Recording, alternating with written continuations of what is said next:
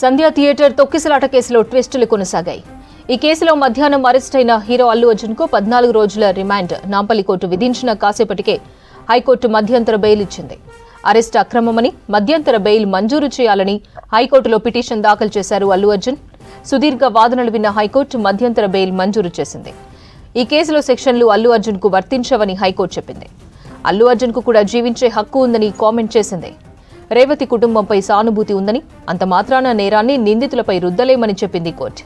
Personal bond తీసుకుని release చేయాలని court ఆదేశించింది. సొంత పూచీకత్తు సమర్పించాలని అల్లు అర్జున్ కు హైకోర్టు ఆదేశించింది. రెగ్యులర్ బెయిల్ కోసం నాంపల్లి కోర్టుకు వెళ్లాలని తెలిపింది. అల్లు అర్జున్ మధ్యంతర బెయిల్పై పీపీ అభ్యంతరం వ్యక్తం చేశారు. క్వాష్ పిటిషన్లో మధ్యంతర బెయిల్ ఇవ్వడమేంటని ప్రశ్నించారు. ఆర్గ్యుమెంట్స్ పీపీ గారు డిమాండ్ ఎందుకు చేయొద్దు అనే దాని మీద ఆర్గ్యుమెంట్ జరిగాయి. సో అక్కడ ఉన్నటువంటి అపోజిట్ కౌన్సిల్ కూడా గతంలో ఇన్సిడెంట్ జరిగాయనే దాని మీద వారు కొన్ని చూపెట్టడం జరిగింది. షారుఖ్ ఖాన్ గారిది ఇట్లనే అయింది, అలాగే ఉత్తరప్రదేశ్ లో ఒక ఆశ్రమంలో ఇన్సిడెంట్ ఇట్లా అయింది అని చెప్పడం జరిగింది. ఇవన్నీ బెయిలబుల్ కి యాక్సెప్ట్ అవుతాయని పీపీ గారు వాదించడం జరిగింది. రిమాండ్ ఎందుకు చేయొద్దు అనే దాని మీద ఉండే. సో హీరో గారికి నాలెడ్జ్ ఉంది దీని మీద, ఎందుకంటే పబ్లిక్ లోకి వెళ్తే చాలా మంది వస్తారు అనే నాలెడ్జ్ ఉంది. అయినా సరే వాళ్ళు రోడ్ షో త్రూ వచ్చారు.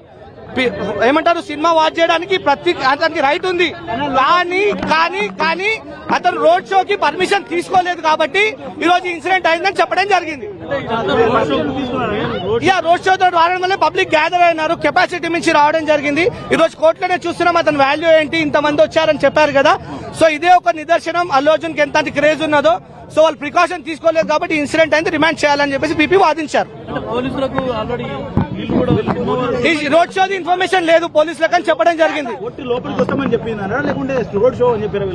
వీరు సినిమా చూడడానికి వస్తామని పర్మిషన్ తీసుకున్నారని చెప్పారు.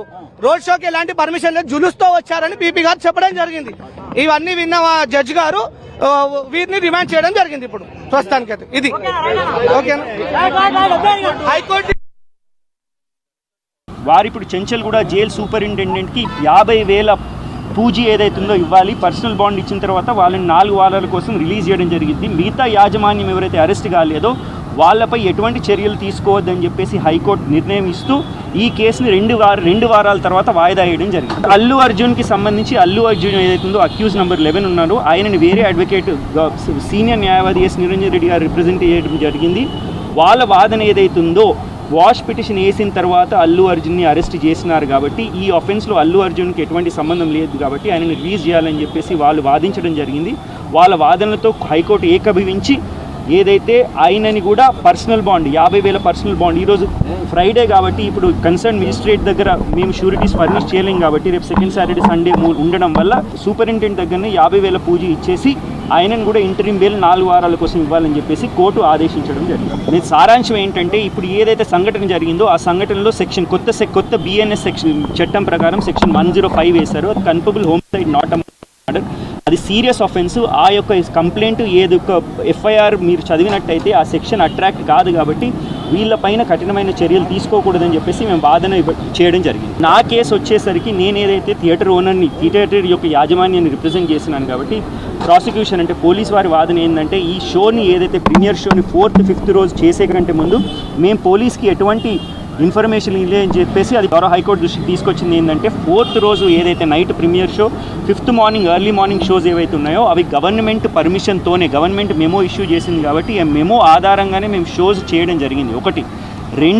రెండు రోజుల ముందే అంటే 2 డిసెంబర్ 2024 నాడు మన ఏసీపీ చిక్కడపల్లి గారికి రిప్రజెంటేషన్ ఇచ్చినాము. ఆ రిప్రజెంటేషన్లో స్పష్టంగా ఏం చెప్పినామంటే ఇందులో ప్రధానమైన హీరోలు ఉన్నారు, అల్లు అర్జున్ ఉన్నాడు, రష్మిక ఉంది, ప్లస్ విఐపీస్ కూడా ఈ షోని చూడడానికి రాబోతున్నారు కాబట్టి మీరు అడిక్వేట్ అంటే సిబ్బందిని మీరు ప్రొవైడ్ చేయాలని చెప్పేసి మేము రిప్రజెంటేషన్ ఇచ్చినాము. ఆ రిప్రజెంటేషన్ ఏసీపీ గారు కూడా అక్నాలెడ్జ్ చేస్తున్నారు. ఇప్పుడు ఏంది అంటే లీగలిస్టికలీ స్పీకింగ్ ఒక్కసారి అరెస్ట్ అయిన తర్వాత ఈ క్వాష్ పిటిషన్ చెల్లదు, మళ్ళీ ఫ్రెష్గా కన్సర్న్ కోర్టులో బెయిల్ వేసుకోవాలని చెప్పేసి ప్రాసిక్యూషన్ యొక్క వాదన. మా వాదన ఏంటంటే హైకోర్టు సుప్రీంకోర్టు జడ్జ్మెంట్స్ ఉన్నాయి, ఒక వ్యక్తి అరెస్ట్ అయిన తర్వాత కూడా క్వాష్ పిటిషన్